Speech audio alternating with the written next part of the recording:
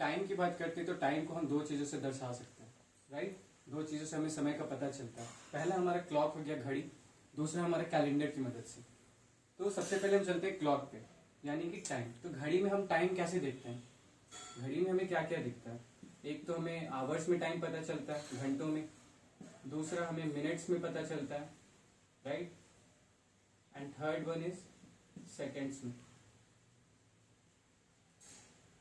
तो जब कभी भी हम किसी ऐसे समय की बात करेंगे जिसे हम घड़ी में दर्शा सकते हैं, जैसे कि 6 बजे, 7 बजे, तो वहां पर हम यूज करेंगे एट प्रीपोजिशन का।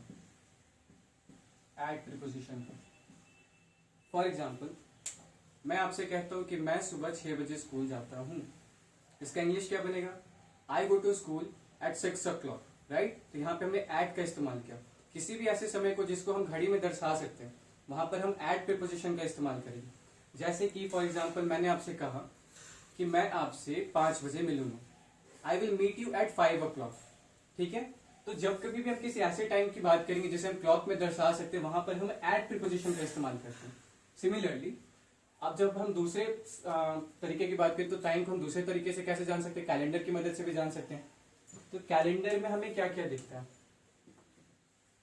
कैलेंडर में हमें सबसे पहले तो ईयर दिखाई देता है, ईयर्स, राइट, कौन सा साल है। देन हमें मंथ्स दिखाई देता है। और क्या दिखता है हमें? और हमें दिखता है डेज, दिन। फिर हमें दिखता है डेट, राइट, दिनांक, तारीख। तो ध्यान से सुनिएगा, ईयर्स और मंथ्स, ईयर्स और मंथ्स, इसके लिए हम इस्तेमाल करेंगे इन प्रीपोजिशन, इन प्रीपोजिशन। और डेज और डेट, यानी कि साल और महीनों के लिए हम प्रीपोजिशन इन का इस्तेमाल करेंगे। वहीं पर जब हम डेज और डेट की बात करें, यानी कि दिन, डेज बोले तो संडे, मंडे, ट्यूसडे, ये डेज हो गए। डेट आपका हो गया 23rd, 24, 2nd, इस टाइप से। तो डेज और डेट के लिए हम किस प्रीपोजिशन का इस्तेमाल करेंगे? ऑन प्रीपोजिशन का। ये ध्यान देने वाली बात है। फॉर एग्जाम्पल, अगर मैं आपसे साल की बात करूं तो जैसे कि मैंने आपसे कहा कि भारत को आजादी सन 1947 में मिली, यहाँ पर साल की बात हो रही है, तो इसका इंग्लिश क्या बनेगा? India got the independence in 1947। ध्यान देने की बात क्या कि हमने यहाँ पर इन प्रीपोजिशन का इस्तेमाल किया। उसी तरीके से अगर हम मंथ की बात करें, यानी कि महीने की बात करें, तो यदि मैंने आपसे कहा कि मेरा जो परीक्षा है वो जुलाई के महीने में है, तो इसका इंग्लिश क्या बनेगा? माई एग्जाम इज इन जुलाई।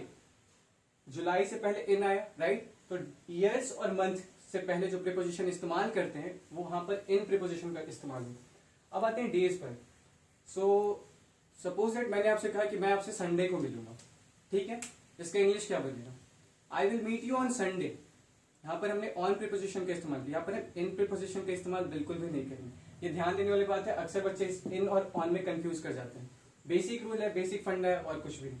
अब डेट की बात करते हैं। डेट हमारा जैसे 1st हो गया, 2nd हो गया, 3rd, 29th हो गया, इस तरीके से। सो डेट के लिए भी हम एक एग्जाम्पल ले लेते हैं। जैसे हमने एग्जाम्पल लिया, मेरा जन्मदिन 7 जुलाई को है। इसका इंग्लिश क्या बनेगा?